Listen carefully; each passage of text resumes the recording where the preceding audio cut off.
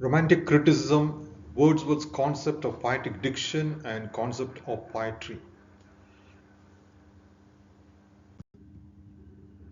So Wordsworth as a critic.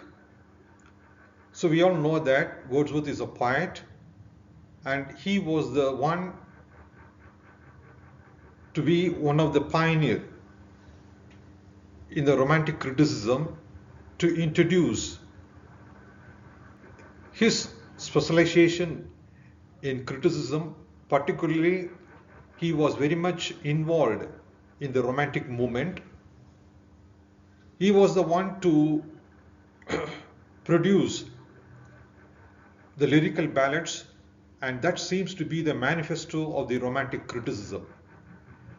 So the romantic criticism has functions in two aspects. One is the judgment and appreciation. During the 17th and 18th century, the critics were looked upon as judges to pronounce upon the faults and the merits of the works.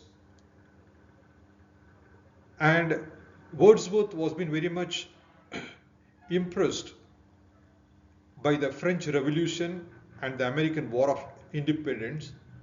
So that was the main cause that fostered him to give him the spirit of free thinking to write his manifesto, the lyrical ballads, in the year 1798. And in the year 1800, he added as a preface to the lyrical ballads. And that was being co-authored by his friend Samuel Taylor Coleridge.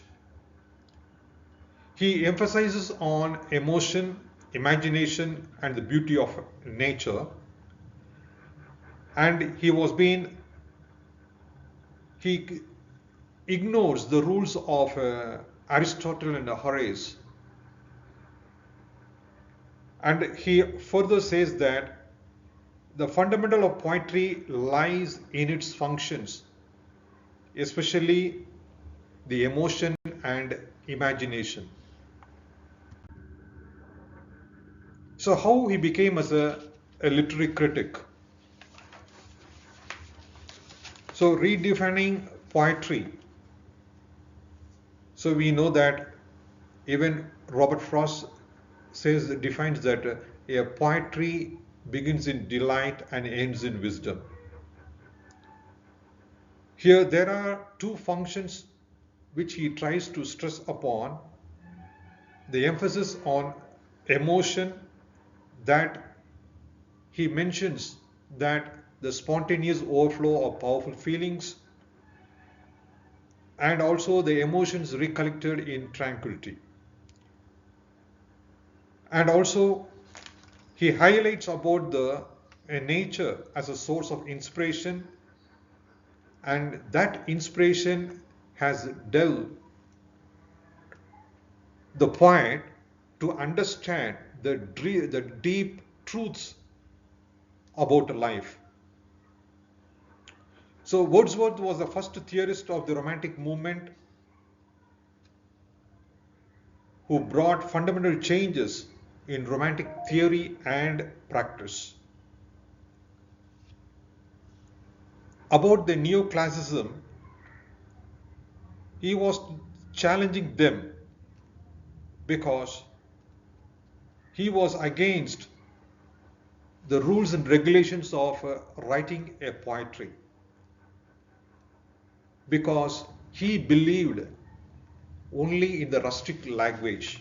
So that was the main point in which he tries to mention in the lyrical ballads. Now coming to the concept of poetic diction, Wordsworth uses the real language of men. He only wants the people to know about the rustic language which is being embedded with the nature, instead of using any sort of a modern words or any sort of an artificial words which is quite ornamental. He emphasizes on simplicity and clarity in poetic language. And as I mentioned before, he uses the term, the poetic convention. So he opposes that it's not good enough to follow the predecessors, what they have been writing about, the style of writing a poetry. So he is against the conceits, he is against the hyperbole, he is against the obscurity. So he wants only the simple language which the readers would really enjoy. So he feels that man should not be disconnected with the nature. So he wants human being to be a part and parcel of a nature. So forth, he conveys all these emotions very effectively in a straightforward way in common language of the common people.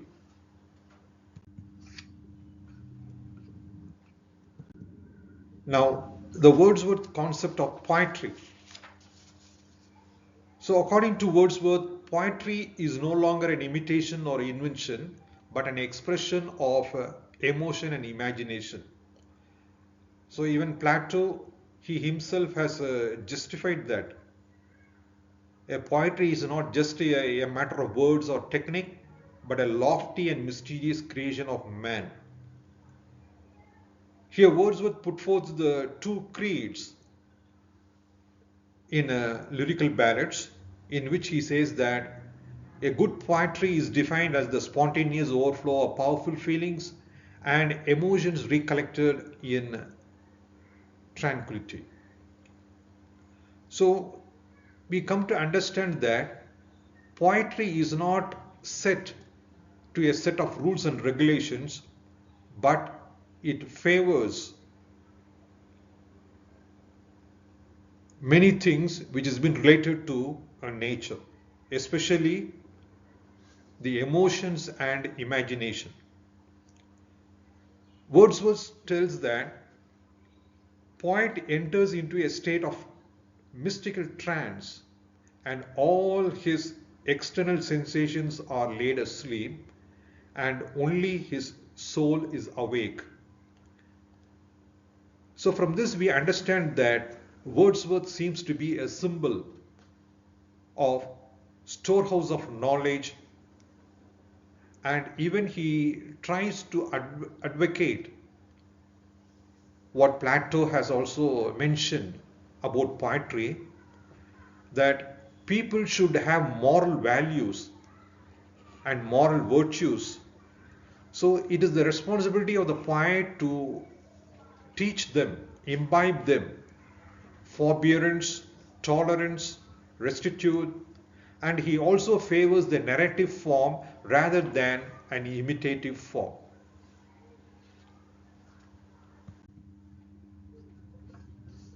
So nature as a source of inspiration. So Wordsworth in his poem, Tintern Abbey, he tells that the anchor of purest thought, the nurse, the guide, the guardian of my heart and soul, of all my moral being. So he admits and confirms that nature seems to be a sole source of poetic inspiration, and he finds some sort of a perfect communion between the poet and nature. So only by understanding nature, only by loving nature, one can understand the real truth about life. And the poet plays a vital role, and he further says that the fusion of world of man and the world of nature. So harmony in nature infuses harmony in the mind of the poet, and the mind perceives the world not only through the sense organs but also through the reasoning power and imagination. So from this we understand that nature is always faithful in inspiring and guiding those who loved her. So that's what he means to say, knowing that nature never did betray the heart that loved her.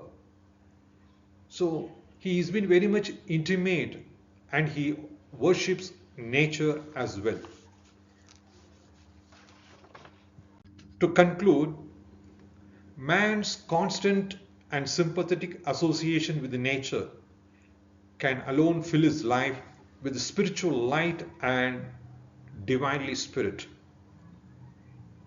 So with these ideas, what I have mentioned earlier, the poetic diction is quite significant and it has been